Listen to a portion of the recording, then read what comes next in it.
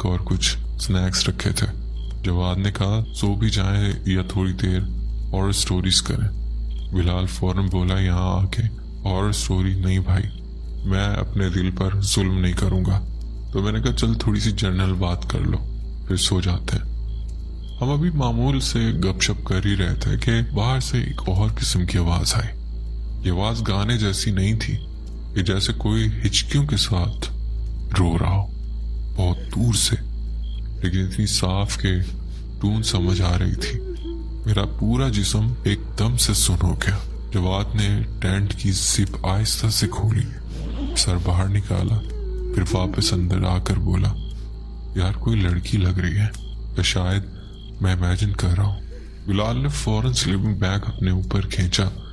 यार प्लीज ऐसे मत कहो, यहाँ करीब तो कोई ह्यूमन सेटलमेंट भी नहीं है। हम तीनों मुकम्मल खामोश हो गए। आवाज फिर आई, इस बार थोड़ी वाज़ेह, जैसे कोई इंसान बाकी तकलीफ में हो या बहुत तन्हा। ये करीब से आ रही है, झील वाले साइड से नहीं, ऊपर जंगल वाली साइड से। मैंने आहिस्ता से कहा। दिल में एक जंग चल रही थी, एक तरफ खौफ, दूसरी तरफ क्यूरियोसिटी। जवाद ने आखिरकार वो बात कह दी जो मैं सोच रहा था। अगर कोई इंजर्ड है तो कोई एक्सीडेंट, हाइकर्स, ये सब वहाँ होते रहते हैं, हम इग्नोर कैसे कर सकते। बिलाल ने कहा हम पुलिस या रेंजर्स को कॉल भी नहीं कर सकते, नेटवर्क नहीं है। अगर वाकई कोई हुआ तो। मैंने टॉर्च उठाई, जिप खोली और पहले खुद बाहर निकला। रात और भी गहरी हो चुकी थी, आग की रोशनी कम, आसमान पर हल्का सा बादल, दरख्तों के साए और भी लंबे लग रहे थे। आवाज फिर आई, इस बार इतनी करीब कि लग रहा था जैसे कुछ 100 मीटर दूर ही है। लेट्स गो, जवाद ने टॉर्च ऊंची करते हुए कहा। बस थोड़ा आगे तक देख कर आते हैं। हम तीनों ने मोटे जैकेट्स पहने, हेडलैम्प्स और हाथों में टॉर्च ली और झील से ऊपर की तरफ जाने वाले एक तंग से पाथ की तरफ बढ़े। ये पाथ गूगल मैप पर फाइंड सा नजर आ रहा था, शायद किसी जमाने में बाकायदा ट्रैक रहा हो। जैसे ही हम ट्रीज के अंदर दाखिल हुए, झील का रिफ्लेक्शन और फायर की जो लाइट थी पीछे रह गई और एक नया सन्नाटा शुरू हो गया। हमारी सांसों की भाप नजर आ रही थी और कदमों के नीचे खुश्क पत्तों की आवाज आ रही थी, लेकिन वो आवाज अब नहीं आ रही थी, जैसे किसी ने वॉल्यूम बटन 0 पर कर दिया। यार अभी तक तो यही कहीं थी, बिलाल ने घबरा कर कहा। जवाद ने आगे बढ़ते हुए पाथ के दोनों तरफ देखना शुरू किया। थोड़ा और आगे शायद पहाड़ी के पीछे हो। तकरीबन 10 मिनट चलने के बाद हमें एक चीज नजर आई जिसने हम तीनों को रोक दिया। दरख्तों के बीचों बीच हल्की हल्की चांदनी में एक पुराना लकड़ी का घर नजर आ रहा था। छत थोड़ी टेढ़ी, खिड़कियां आधी टूटी हुई, दीवारों पर मॉस और काई जमी हुई।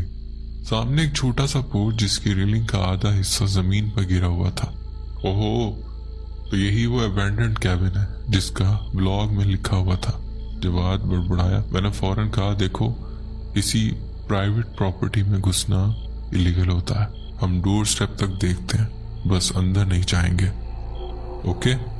बिलाल ने हाँ में सर हिलाया, मगर जवाद के चेहरे पर वही जिद्दी क्यूरियोसिटी थी। हम आहिस्ता आहिस्ता आगे बढ़े। घर के दरवाजे के पास पहुंचकर पहली बार अजीब सी बू महसूस हुई। नामुकम्मल नमी, मगर एक मिक्स सा, जैसे बहुत पुरानी चीजें बंद होकर गलने सड़ने लगे। दरवाजा आधा खुला हुआ था, लकड़ी की हिंग्स हल्की सी हवा के साथ चीख रही थी। मैंने टॉर्च अंदर मारी। गर्द, जाले, टूटा हुआ फर्नीचर, एक दीवार पर प्लास्टिक कील और एक खाली फ्रेम जहां शायद कहीं तस्वीर लगी होगी।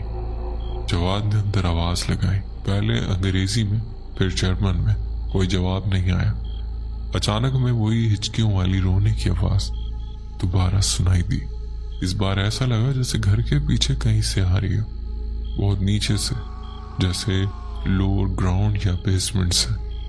मेरे हाथ में पकड़ी टॉर्च हल्की सी कपकपाने लगी, या वो मेरा हाथ था जो लरस रहा था। अगर कोई वाकई इंजर्ड हो, जवाद ने आहिस्ता से कहा, बस देख के आते हैं, अगर कोई नहीं हुआ तो वापस। मैं जानता था कि अब वापस जाने की आर्गुमेंट हार चुकी है। जवाद अंदर जा चुका था, बिलाल उसके पीछे था। मैंने आखिरी बार पीछे झील की सिम देखा। वहां से हमारी जो जगह थी जहाँ पे हम बॉन फायर किया हुआ था, वो हमें हल्की सी मध्यम सी लाइट दिखाई दे रही थी। मैंने गहरी सांस ली और उन दोनों के पीछे अंदर कदम रखा। कैबिन के अंदर एक सर्द हवा का एक झोंका सा था। हालांकि कोई खिड़की पूरी खुली हुई नहीं थी। फर्श पर जगह जगह कमजोर लकड़ी के बोर्ड चिरचिरा रहे थे, जैसे हर कदम एक अनाउंसमेंट हो। एक मरकजी कमरा था जिसके बीच में टूटा हुआ टेबल, एक तरफ लकड़ी की कुर्सियां, कुछ गिर चुकी थी, कुछ दीवार के साथ टिकी हुई थी। दीवारों पर पुरानी कीलें, एक तरफ फेडेड सा कैलेंडर। साल नजर तो नहीं आया, बस चंद जर्मन अल्फाज दिखाई दे रहे थे। सबसे अजीब चीज वो बड़ा सा आईना था जो एक दीवार के साथ लगा था, आधा डस्ट में छुपा, आधा साफ। जब मैंने टॉर्च सीधी की तो अपनी ही शक्ल थोड़ी डिस्टॉर्टेड अंदाज में नजर आई। पीछे धुंधले दरख्तों का रिफ्लेक्शन भी था जो शीशे में अजीब लग रहा था। बिलाल ने कहा, यार ये जगह फिल्मी हॉन्टेड कैबिन से भी ज्यादा ओरिजिनल लग रही है।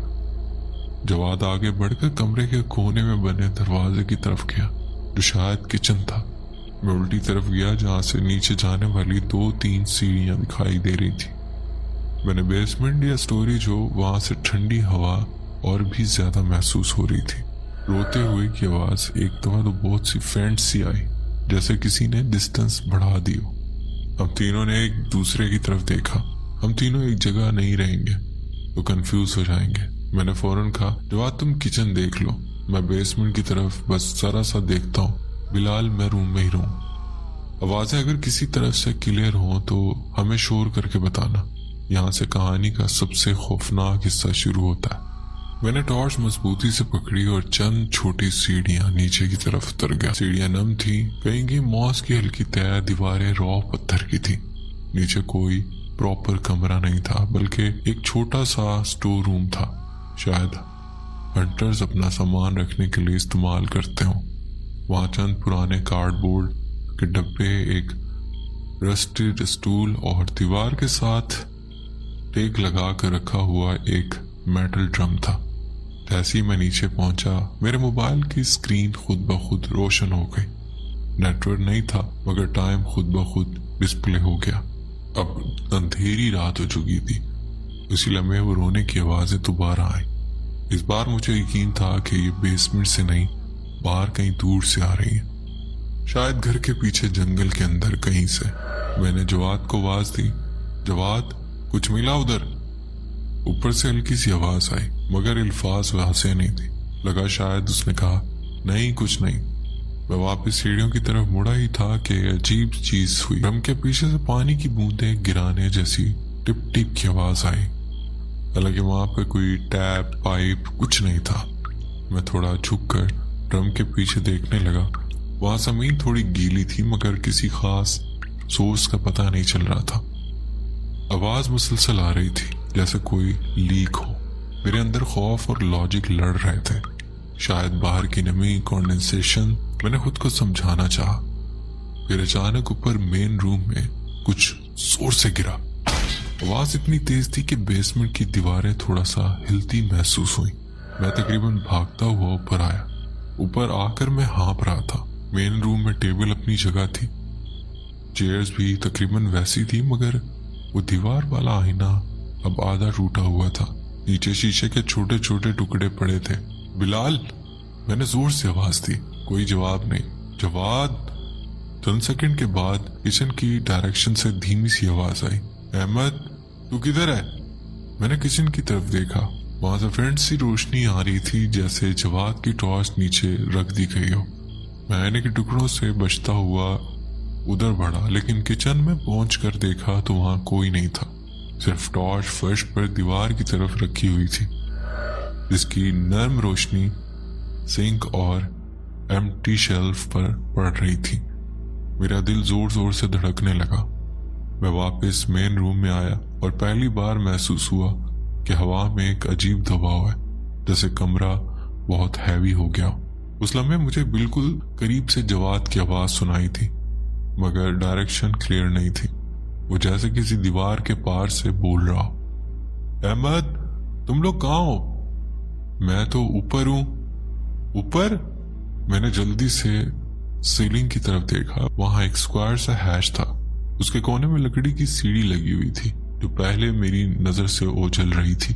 मैंने सीढ़ी पकड़ी और उस तरफ झांका, लेकिन वहां डार्कनेस के अलावा कुछ नहीं था। जवाद वहां भी नहीं था। मजाक करना बंद करो, मैंने चीखते हुए कहा। ये जगह कॉमेडी के लिए नहीं है। उसी वक्त बिलाल की घबराई हुई आवाज बाहर से आई, शायद घर के पीछे से। अहमद, इधर आओ, मैं रास्ता भूल गया हूं यार, मुझे सिर्फ ट्रीज नजर आ रहे हैं। मैं बाहर पोर्च की तरफ दौड़ा, दरवाजे से निकलकर घर के दाएं तरफ गया। टॉर्च आगे करके दरख्त, झाड़ियां, गीली मट्टी, चंद पुराने फुटप्रिंट, शायद हमारे ही। बिलाल, बिलाल, आवाज दो फिर। और खामोशी। दूसरी तरफ से यानी